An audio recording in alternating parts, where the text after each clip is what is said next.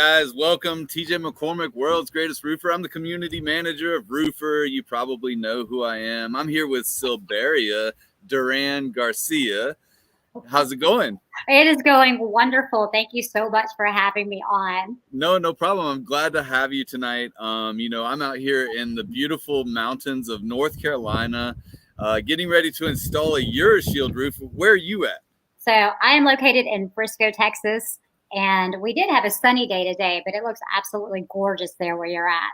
Oh man, you know what? It's a little chilly. It's a lot windy. I had the worst landing I've ever had flying in an airplane today, but I can't wait to talk with you about Rise and learn a little bit more about you and what you're doing. Let's just go ahead and jump into it. See, we already got quite a few people in here watching.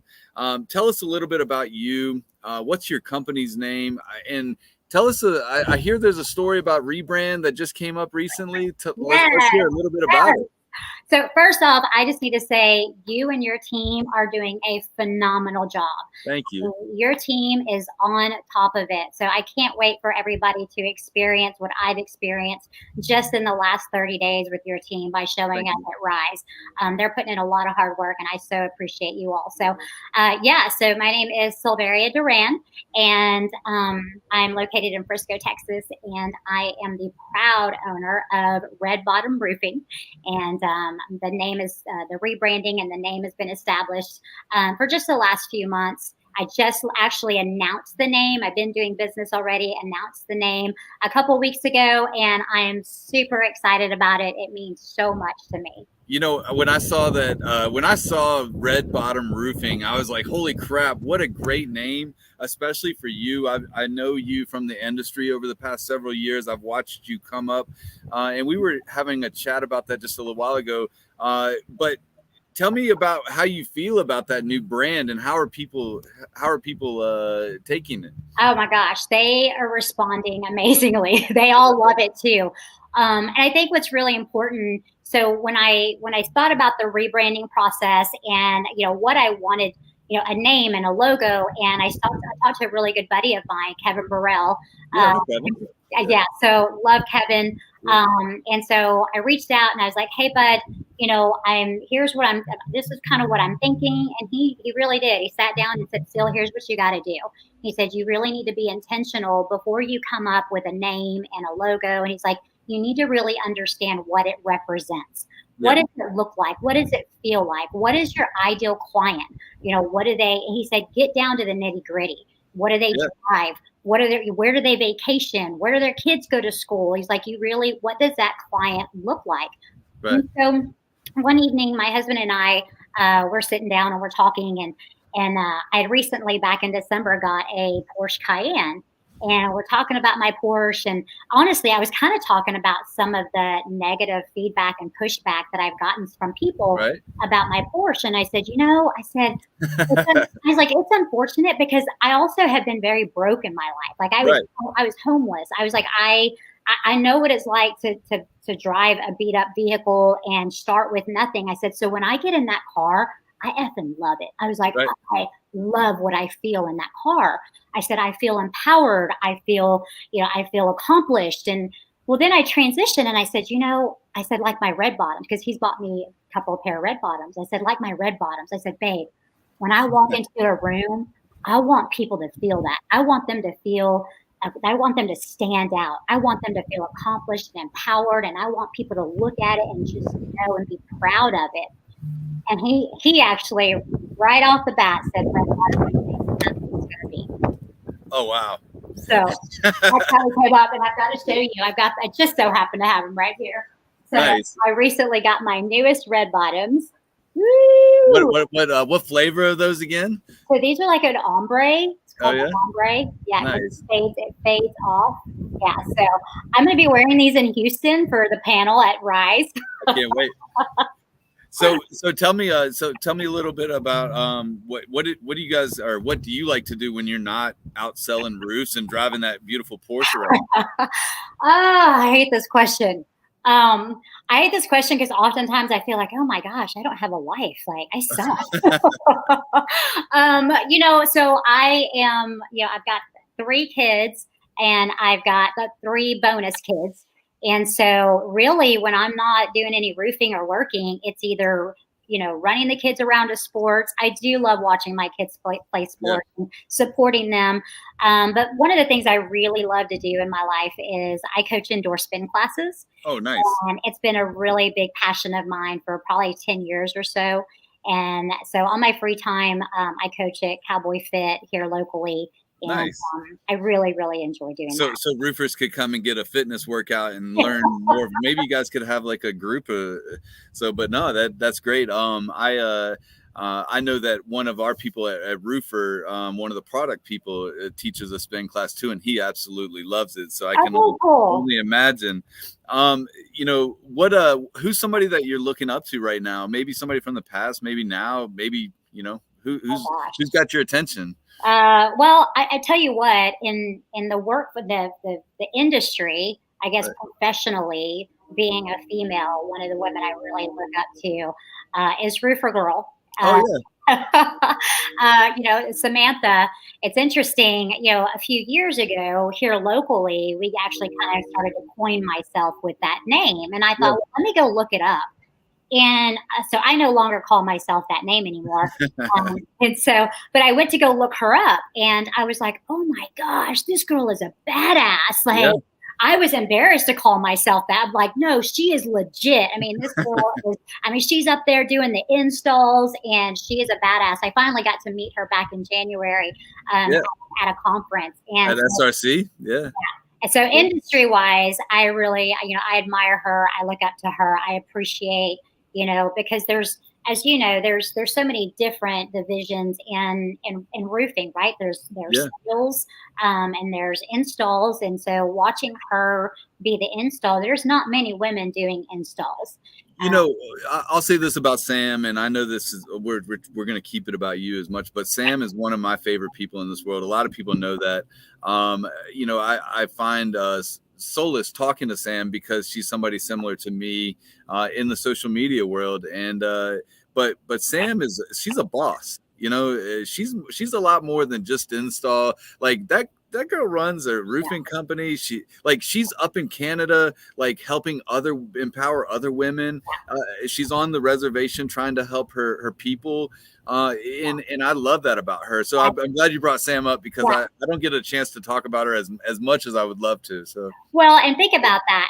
When you ask that question, I obviously admire her, on the female side and being a female in the industry. And I'm sure a lot of men really appreciate and respect her. Yeah. But I don't know how many of them look up to her. Right. Yeah. And so for me, I definitely admire, respect, and I definitely look up to her and what she's doing. She's definitely taken on some of the hard parts of the industry. Let's talk about respect. This is off the cuff, right? So respect in this industry. You would think it's earned, right? But a lot of times on social media, a lot of people, it doesn't matter if it's roofers or whatever, they hide behind their keyboard, right? And if it's a man being empowered or if it's a woman being empowered, they oftentimes try to take down or put down somebody who's doing better than them or who's doing something that they want to do, right?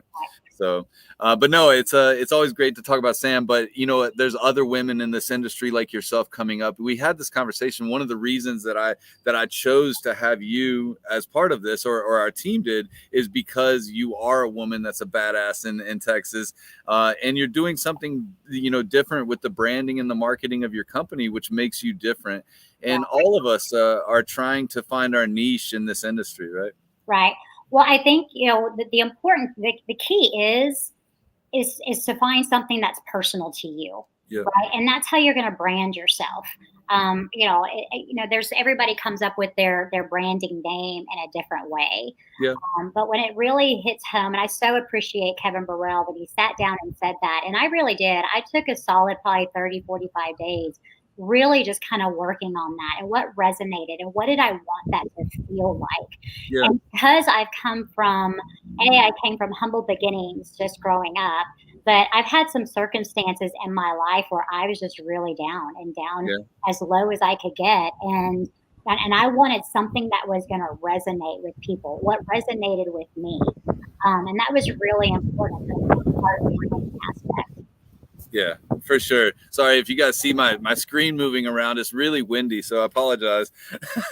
But let me ask you this. I'm really big into the organic social media, right? Like I hate to pay for ads, and I'm sorry, Daniel. Daniel's our paid ads guy at Roofer. If you're watching, dude, I'm so sorry. I love you to death. And anybody else out there in the marketing world, maybe you saw that I asked that question today. I'm really trying to take a dive. What kind of marketing is your business doing right now? And how much have you implemented yourself into that organic or that personal social growth? So as far as paid ads and things like that, I'm doing zero. Right. What I've noticed everything's been organic. And Right. But what I mean by organic is it didn't start when I got into roofing. I've been organic and intentional for probably about 8 to 10 years now, at minimum 8 years. I just started growing kind of this presence and this network online. And I started just sharing honestly, my personal life, right? So, everybody likes to say, people do business with people they know, like, and trust, right? And Right. there's some truth to that. But I started, when I really started to get intentional about branding myself years ago, again, before roofing. So it's all been very organic, talking about just, I post about my children, I post about my faith, I post testimonies, oftentimes I do a testimony Tuesday. All that was branding. That's branding still before I was even branding a business name. Do you personally think that helped you in building that trust with people who might not have known you and then they reached out? 100,000,000%. Absolutely. Yeah. We have some people in the industry that are really trying to put down the talk about being more personal in your social life and only focusing on business, social media, right? And I'm the one that's always like, no, you should be personal. And that's what I typically say of be an influencer, not an infomercial, because people buy from people. And when I'm knocking on your door, those people are going to buy from me, and they want somebody that they can trust. And building that trust on social, it's easy now. I think it's going to need both, right? Yeah. If you're knocking the door and people haven't followed you on social media for 5 years, then you're probably going to need that more branding and ads and things like that they can see. But, when you kind of get past that stage of, okay, I don't want to knock so many doors, I'm looking for that referral business now. And you have people that have been following you. Most of my clients now are people that I've known and done life with for at minimum 5 years, whether that be baseball parents and things like that. But, I hope to be able to touch on this at Rise. I think why people struggle on their personal side is because they're afraid to get vulnerable. Yeah. People recognize vulnerable, and when they see that you're out there posting your personal life and not like, oh my gosh, we're in Hawaii, look how great this is. Like, they want it. Sorry if I don't know if I can cuss, but they want to see the shit, right? They want to see, I can connect with this person who's kind of been down and I can understand. And to go another step further, you have to get real with yourself. And you have to accept your flaws and everything that looks like in order to get vulnerable. We're so worried about, well, if I put this out there, what are they going to think? Well, when you know who you are, then it doesn't matter what they think. Most people are actually going to come out and be like, man, I actually really connect with that guy. He used to be an alcoholic, or he used to, smoke dope, or whatever that looked like. And there's a connection, but your shame is keeping you from being that vulnerable, and people can't connect with you. Yeah, I post, a lot of people know this, I post typically around 15 times a day on all platforms, not just, maybe it's 6 or 7 on Facebook, but then it's on all the other platforms, and people are like, how can you come up with so much content, TJ? And I'm like, I'm just telling you my life day to day. And what you said about going to Hawaii or just promoting yourself when you're on a trip, those are those feel good times, right? Those are those times where you saved up enough money that you can go on a trip like that, and now you're out there living your best life, but you're gonna have to go home at the end of that trip. Exactly. Yeah, they want to know what that looks like. They want to know, does she fight with her husband the way I do? I don't know. Well, let's ask Kyle Duran. He's in the comments here. He said that's my wife, Red Bottom Roofing. So no, just kidding. We don't need to know your personal life, Kyle. Too late. I already share all of it too. Everything that happens, he says, that's going on Facebook, isn't it? I'm like, yeah, it sure is. He says no fighting. It's all Hawaii. That's great.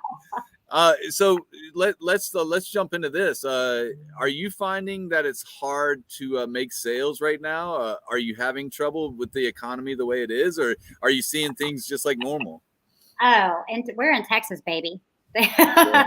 No, we're not struggling with that at all. Yeah. I don't feel it anyways. Yeah. And Are you only doing storm work, or are you also doing finance work, or mostly storm work? Yes. Okay. Yeah, but I don't see that. And the thing is, when it comes to their home, and we're in Hale Alley here, right? Yeah. Especially this season right now. It's most people view it as not an option. I mean, this is their house. It's what's covering. It's their biggest asset that most people will ever have. Yeah. So when it comes to these, when you got softball size hail, and then the fear when they're, unfortunately, when they're being sold on fear, it's like, hey, this is really what ultimately is going to happen. And they have to weigh that out and say, okay, right. Well, we have to put the money here versus there. Then this is our long-term investment. And so, I know the Dallas market well. Like a lot of people don't know this about me, but that's where I learned to door knock. Is Plano area, and I was in a major storm about 6 years ago there, and in Plano, and Texas people are hard when you go to knock on their door, and it's not the Texas people that you have to worry about; it's the cops that are coming to stop you to make sure you got a permit. So were you around during that Wiley storm? Yeah, the Wiley storm. Oh, yeah. Wow. Yeah. I've been doing this. Be going on 9 years next year. So okay. Wow. Yeah, but no, it's kind of crazy to remember those times. But when I talk to people from that Texas market, the DFW market, let's just call it that. Like the DFW market is hard when you're trying to find somebody who's wanting to pay their deductible, right? Yeah. Or they don't mind that you're knocking on their door. So, but let me ask you this. Educating yourself, how are you doing that? You've been on the come up yourself these past few years. Who have you found that might have been able to help you or educate you better? Oh gosh, here's what I've learned about this industry, and that I'll continue to share on every platform that I'm invited to or not invited to. I'll tell them anyways. You just got to start diving. There's so many people in this industry that are so willing to help out. Everybody said, some people will view it like, oh, you're my competition. We are, but we're not, because we're in the same industry doesn't make us competition. And I'm very fortunate enough to have several people, just kind of take me under their wing. And, here locally, a gentleman, his name is Chris Birch, David Taggart, Kevin Burrell, following Raymond. I finally got to meet him last week. David's going to be speaking with you. I know. Well, so, real quick, whenever you messaged me, and I was like, I think, where's Ashton Kutcher about to jump out? And I'm because TJ's reaching out to me. What? Yeah. So one of the people I reached out to was Taggart. And I was like, hey, Bo, I said, how well do you know this guy? Is this for real? Like, has he been hacked, or is he reaching out to me? What's the deal? And I so appreciate him. He said, Sil, I'm the one who recommended you. He's like, I dropped your name in conversation. And honestly, with that, only my husband knows this, but after I read that, I started to tear up. Yeah. And so I say all that. I told you that. I said, somebody recommended you to me. And yeah. Yeah. I wanted to, speaking about being intentional, I'm sorry to cut you off, but being intentional with the way that we have created Rise. And I say we because there's a team of us. It's not just me. This wasn't just some big idea that I had. It was roofer really is growing in the marketplace. And we really wanted to educate roofers, and we wanted to do it authentically. We wanted to do it with those people who are out there every single day grinding like you are, and possibly wouldn't have an opportunity right now to jump on a stage to tell us what you're going through. Because a lot of times, let's just face it, in our industry, we tend to put the same people up on those pedestals when we could be learning from somebody like you. Right. And to, so for your education question and how am I educating myself, it's by jumping into these live conversations, just listening. And Kyle, he'll respond here in a second, but I go to bed at night listening to live videos, replaying them, whether it be whoever's leading in the industry, whoever has videos to offer like this. I'm telling you, so many times he and I will fall asleep listening to David Taggart. Or whoever is with that, the ones that are paving the path. I get involved into the platforms or the forums. If it's Facebook pages, anything like that. I YouTube videos. So just kind of self-educating. Now going to conferences and going to places like Rise, going to SRC, last week we went out to Atlanta, to go to John Cenak's class. Yeah. You keep putting yourself in those places. And one of the things I like to tell people in the industry, what I've learned is basically imagine yourself getting a 5,000 piece puzzle.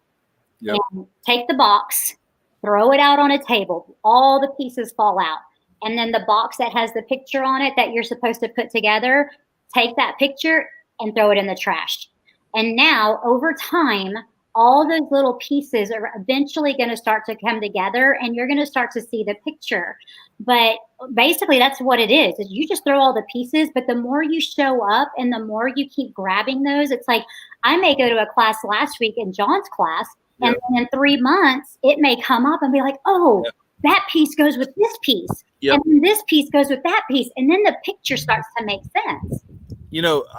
One of my things is that I've been talking about is that I don't learn well from a lot of people, right? Mm-hmm. I learn well from like you're talking about picking up one thing here, and then implementing it the way that I would put it into my process. But that's where listening to the same people talk over and over again for me just got relentless. And now I'm not able to go find somebody that maybe like you that I can learn from or I can understand or I want to learn something from. Yeah. And that's just great. I see Eric Richardson here in the comments. Eric owns a company called Roofing Specialists of San Diego. So he's going to be speaking for us in Carlsbad. And somebody else that you should definitely know if you ever want to get in the solar game, that's the person I'm telling you to talk to. Tell me something. What kind of technology are you using right now in your company? So I'm using Roofer. And awesome. I didn't know that. I haven't asked that before. So.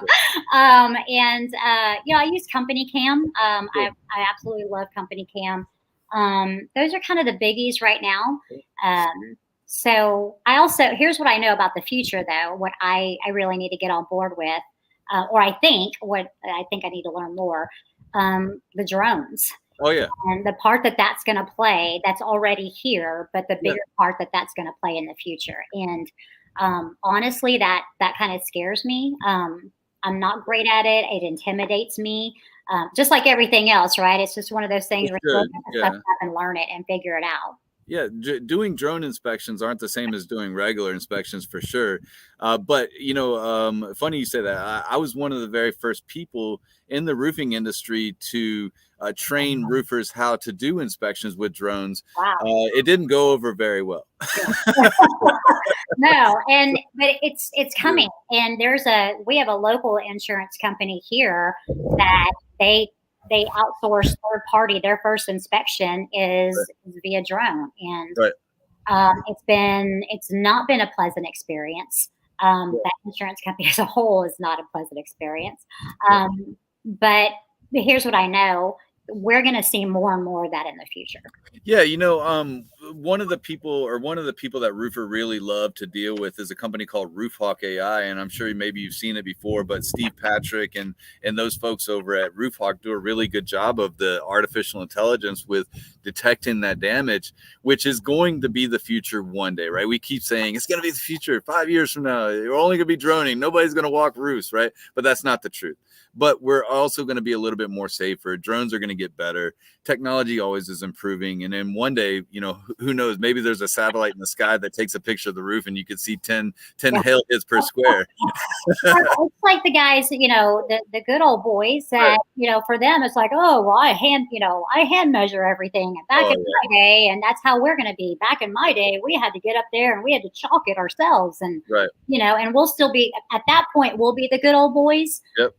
But nonetheless, it's evolving. And, if we have kids that we want to either take over the company or whatever that's going to look like in the future, we have to get ourselves familiar with it. That's one of the things that I was talking yesterday with Chris Scoville when I was doing this live. And then also something that as an initiative in the marketing of roofer is that a lot of roofers in their late 50s, early 60s are starting to hand their businesses down across the world to their 20-something-year-old grandkids. Who are Gen X or Gen Zers, right? Or millennials that have only used technology in their life. And now they're going to come into a company that has no technology. How have you seen technology change our industry in just the past few years? Oh, well, just even in that, right? Just the not having to hand measure things anymore. Right. And there is an art form to that. Right. That is actually that, unfortunately it's fading away. Everything is going to be relied on the technology and be able to drone footage and all that. I think it's changed it drastically, but I think it's opening up great opportunity, right? So when you have a roofer and there's opportunity there, which is great. And I think that, having to pass that on to another generation, I'm sure there's fear there. There's fear of, I created this and, what do you know? And that honestly, I think the next generation is going to do their job, which is they're going to improve it. And with all the opportunity they're going to have with technology, I think it'll be great. One of the things that what I hear often is like, we're 10 years behind in the roofing industry, behind every other industry. Right. And I'm like, damn, what does 10 years look like? To me, what would that be like? I can't imagine. Like they already got people in flying cars, maybe we're flying over a roof one day. I don't know. But Eric Richardson just said, what's chalk for? Never seen hail out here where we upgrade shade. But yeah, no, David Summerly, he said that he loves Company Cam, uses the daily. Great shout out to Company Cam. Company Cam is actually going to be a sponsor as well. We're working through that right now. But you know what? I'm gonna go to this, and then I'm gonna do a shout out to my sponsors real quick, or to our sponsors. But what's one piece of advice or wisdom that you could share to aspiring people out there right now, either whether it be any roofer or female roofers, whatever your demographic is that you're trying to reach? Give us a piece of advice. Gosh, this is probably you're gonna have to cut me off because I can probably talk a lot on this one. No, go ahead. Learning from my own experience. A couple of things. I would say number one, as much as it sounds like a get rich quick, I think we're being a little bit misled. It can be in a market where you don't have to knock a door. It's needed and everybody knows that. But what happens is whenever you're 2 years down the road and you don't have that storm, and then now you really don't know what to do. You don't know the ins and out of of a roofing system. You don't know what to look at. You just walked in and they said, "Hey, here it is." So I would be careful. I'd be careful buying into that. It's a phenomenal industry, and you can make a really good living. But definitely take the time and understand that you're making a career choice. If it's just going to be seasonal, then you'll do great. But if you're making a career choice in this, just know to start diving in, even while the business is coming in. That's great, but you're going to hit a point where you're really going to need to be educated. And then secondly, I would say understand that you're not just a roofer. You're so much more than a roofer. A roofer, for me, roofing and getting into this industry it pays the bills. You can make a great living, but I had to understand that I'm so much more than that, and that there is a greater purpose, and this is going to lead me to that greater purpose. And just to tell yourself every day, I am not a roofer. I am so much more than a roofer. Yep. You have to be. Back in the old days, you show up at somebody's house and they sign a contract, you put the roof on, and you never really talk to them or get to know them. But nowadays, everything is relationship building, and providing the value, the trust, the love, all of the things that you have to do in a regular, normal relationship with other people. And it becomes a friendship that lasts a lifetime sometimes. Some people make it about money, which that's the people that they only last a season or two, or they get into trouble in that season, right? But yeah, no, I truly believe that roofing is what has given me everything that I have in life now. I'm 45 years old this year, and I've only been in it almost 9 years, but even before that, I wasn't making the money or having the life that I have now because of roofing. Right. And here's what I'll say for me, so before I got into roofing, because I identified who I was and I identified that I had a greater purpose, I am the same person and I have the same joy when I was broke with nothing and being in this industry, because the roofing and roofer does not identify who I am. Right. And I really believe that, even in my sales, that I can connect that. And I think that people feel that from me. Like, okay, there's a connection and there's a purpose here with her being in our path. Yeah, it's I ruffle feathers sometimes when I say this. Like, I can put any shirt on right now and go sell a roof. It's me standing at that door, connecting with that person that makes that sale. Now, it's great to be able to hand the phone to them and say, "Look at these 5 stars; they're great," right? Because that's the truth. Like, we have to figure out a way to make sales when, hopefully, the door pitch doesn't go bad, right? But we have to provide that value. Like Eric says right now, we have to learn how to convey a value exchange and interview your customer as much as they do you. Make a friend, and the sale comes naturally. Yeah. So yeah, no, that's great. Be comfortable be comfortable when it's not good on your spirit. Right. So even yesterday, there was a gentleman that called. Anyways, long story short, he's not my customer. Right. And I tarped his roof. There's this whole process that I went through, and he called me and he's cutting me off during conversation. And it's one of those situations that I'm like, you know what? This is not good on my spirit, and I need to listen to that, because it's not going to be worth that. And you have to be able to detach yourself and really listen to your spirit as well. Sure. Well, you know what?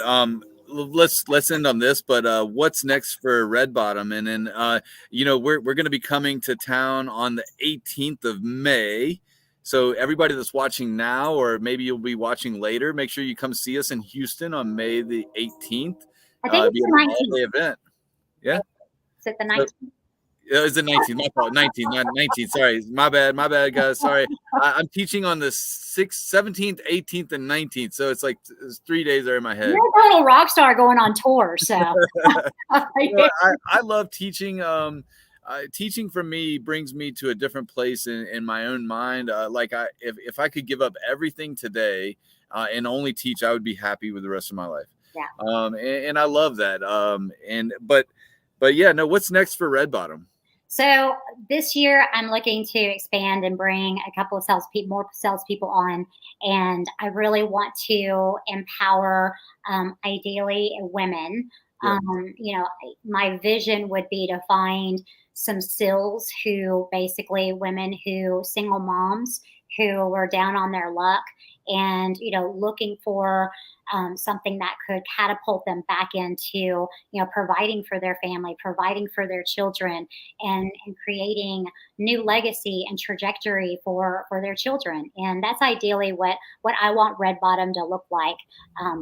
That's really near and dear to my heart. That's great.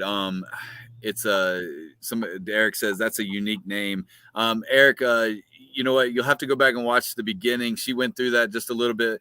I'm going to go ahead and I'm going to get ready to close here, but I first want to give a shout out to our sponsors, ABC. Everybody knows ABC Supply, right? ABC, Good Leap, and Roofer are working on a great partnership for all of the roofers out there in the world. We've got Inc.